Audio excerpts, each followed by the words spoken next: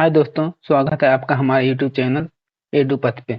आज हम आपको बीएसएससी में पूछे जाने वाले महत्वपूर्ण प्रश्न कराने जा रहे हैं। इससे पहले ही मैंने एक वीडियो डाला हुआ है, आप वह हमारे चैनल पर जाकर देख सकते हैं। चलिए हम शुरू करते हैं।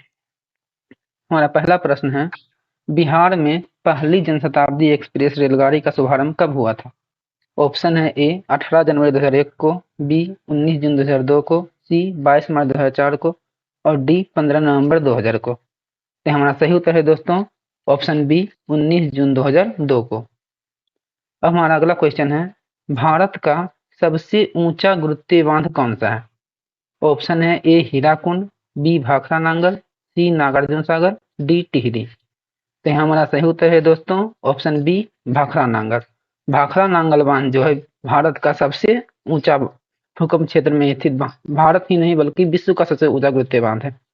इसके अलावा हीराकुंड बांध भारत का सबसे लंबा बांध है और नागार्जुन सागर बांध जो है भारत के तेलंगाना राज्य में कृष्णा नदी पर स्थित है और टिहरी बांध भारत का सबसे ऊंचा और विश्व का 5वां सबसे ऊंचा बांध है। अब हम चलते हैं अपने अगले क्वेश्चन की तरफ। अगला क्वेश्चन है, भारत में लीची का सर्वाधिक उत्पादन बिहार के किस जिले में होता है? ऑप्शन है ए मुजफ्फरपुर, बी भागलपुर, सी सहरसा, डी छपरा। तो हमारा सही उत्तर है दोस्तों ऑप्शन ए मुजफ्फरपुर। अब हम चलते हैं अपने अगले क्वेश्चन की तरफ। हमारा अगला क्वेश्चन है, 18वां दक्षिण शिखर सम्मेलन कहाँ हुआ था? ऑप्शन है ए नई दिल्ली, बी काठमांडू, सी मालदीव, डी पाकिस्तान। तो हमारा सही उत्तर है दोस्तों ऑप्शन बी काठमांडू। 18वां दक्षिण शिखर कहाँ हुआ था? काठमांडू में। यहाँ दक्षिण को इंग्लिश में सार्क बोलते हैं, SAARC। इसका फुल फॉर्म होता है South Asian Association for Regional Cooperation. 18वां के बाद 19वां भी दक्षिण शिखर सम्मेलन होना था पाकिस्तान के इस्लामाबाद में, लेकिन वह स्थगित हो गया क्योंकि उस समय पाकिस्तान और इंडिया के बीच इशू चल रहा था। इस वजह से इंडिया पार्टिसिपेट नहीं किया और भी अदर देश पार्टिसिपेट नहीं किए थे। और इस ग्रुप को 1985 में बनाया गया था 7 देशों के सहयोग से और अफगानिस्तान 2007 में इसका 8वां सदस्य बना था।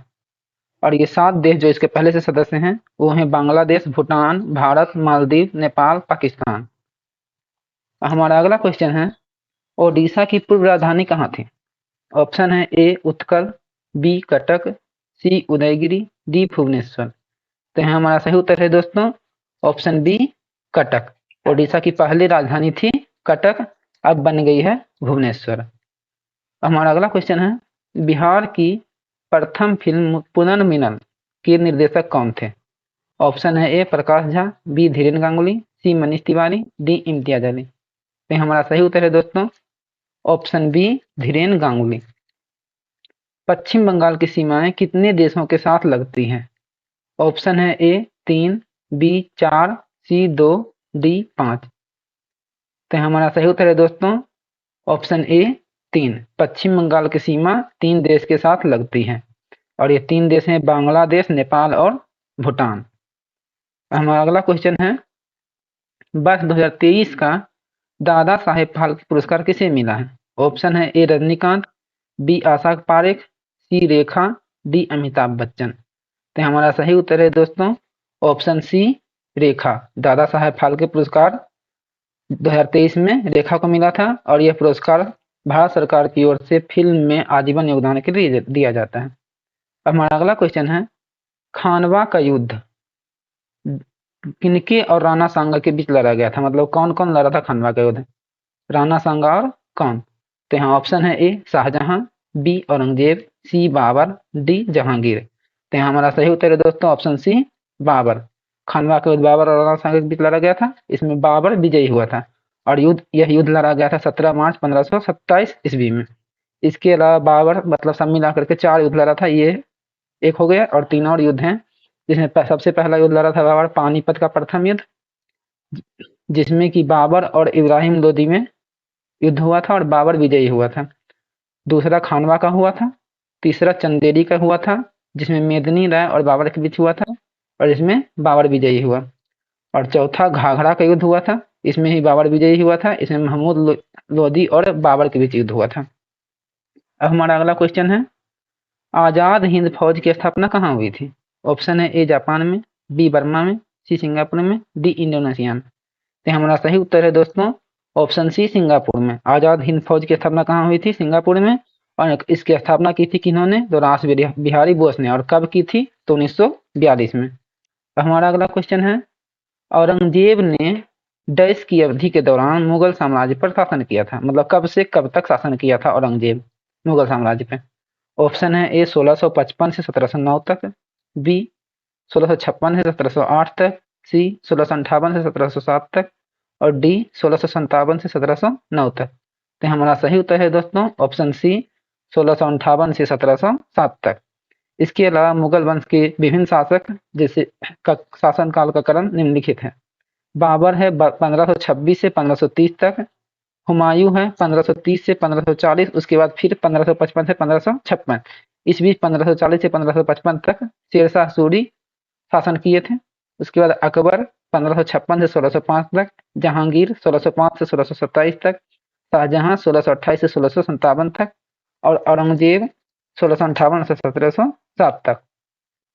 अब हमारा अगला क्वेश्चन है भारतीय संविधान के निम्नलिखित अनुच्छेदों में से कौन सा राष्ट्रीय अनुच्छेद जाति आयोग से संबंधित है?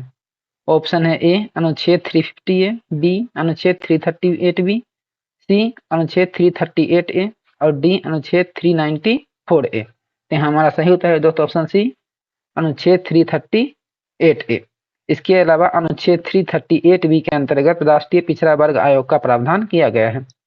हमारा अगला क्वेश्चन है भारतीय राष्ट्रीय कांग्रेस का लाहौर अधिवेशन कब आयोजित किया गया था, जहां बैठक में उपस्थित सभी ने 26 जनवरी को स्वतंत्रता दिवस के रूप में मनाने का संकल्प लिया था?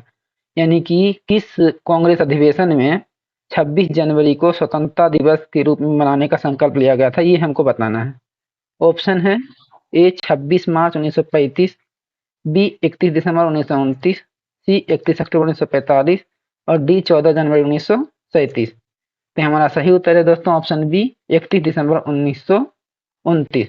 31 दिसंबर 1929 में भारतीय राष्ट्रीय कांग्रेस का जो लाहौर अधिवेशन हुआ था, इसी अधिवेशन में यह संकल्प लिया गया था कि 26 जनवरी को हम लोग स्वतंत्रता दिवस के रूप में मनाएंगे, लेकिन बाद में यह चेंज हो गया। तो हमारा अगला क्वेश्चन है पुष्कर मेला कहाँ लगता है?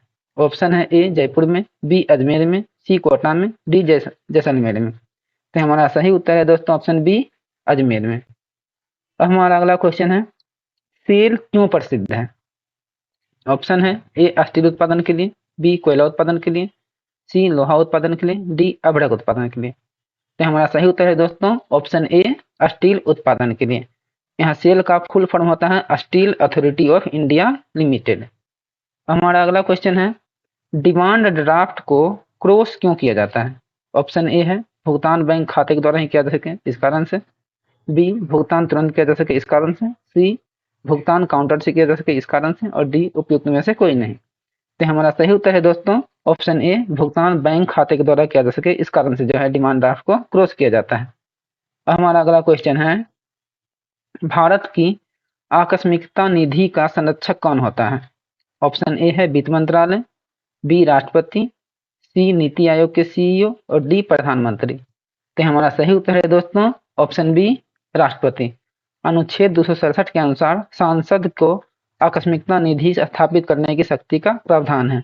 इसके अलावा आकस्मिकता निधि के लिए 500 करोड़ राशि का प्रावधान था, जिसे बजट 2021-22 में बढ़ा करके 30,000 करोड़ का कर दिया गया है। हमारा अगला क्वेश्चन है बिहार की यात्रा करने वाला प्रथम यात्री कौन था? प्रथम विदेशी यात्री यहाँ पूछा जा रहा है।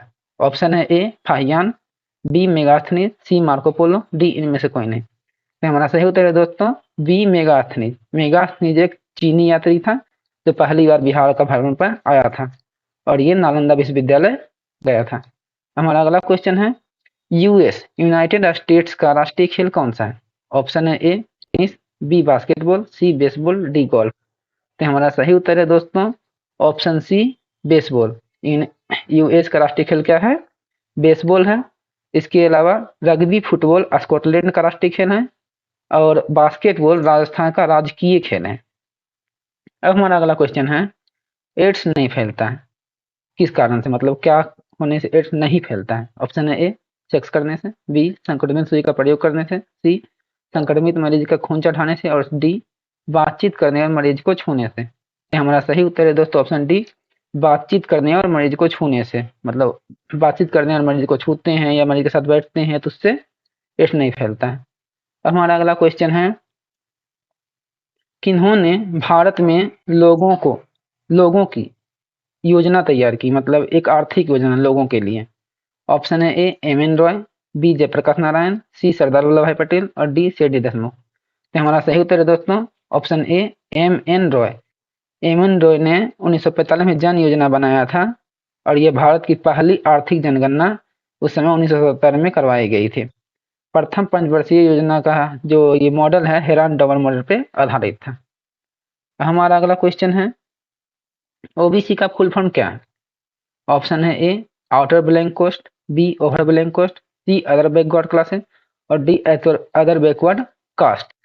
तो यहाँ ऑप्शन सी हो जाएगा सही उत्तर, अदर बैकवर्ड क्लासेज। हमारा अगला क्वेश्चन है, इनमें से बिहार के किस जिले में जलप्रपात नहीं मिलते हैं। ऑप्शन है ए गया, बी रोहतास, सी शिवहर, डी नवादा। तो यहाँ सही उत्तर है दोस्तों ऑप्शन सी शिवहर। शिवहर में जलप्रपात नहीं मिलते हैं, बाकी गया, रोहतास और नवादा तीनों जिलों में जलप्रपात है। अब हमारा अगला क्वेश्चन है, निम्नलिखित में से किससे ऊन प्राप्त नहीं होता है। ऑप्शन है ऊंट, बी खरगोश, सी बकरी, डी भेड़। तो हमारा सही उत्तर है दोस्तों ऑप्शन सी बकरी। बकरी से ऊन नहीं प्राप्त होता है, बाकी ऊंट, खरगोश और भेड़ तीनों से ऊन प्राप्त होता है। अब हमारा अगला क्वेश्चन है, संयुक्त राष्ट्र द्वारा पर्यावरण एवं विकास पर रियो घोषणा को मंजूरी किस वर्ष दी गई थी।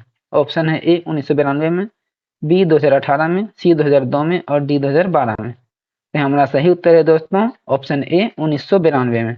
1992 में संयुक्त राष्ट्र द्वारा पर्यावरण एवं विकास पर रियो घोषणा को मंजूरी दी गई थी। आज के लिए इतना ही दोस्तों, आगे हम अगले वीडियो में। Thank you. अगर आपको वीडियो पसंद आया हो तो वीडियो को लाइक करें, कमेंट करें और चैनल को सब्सक्राइब करें।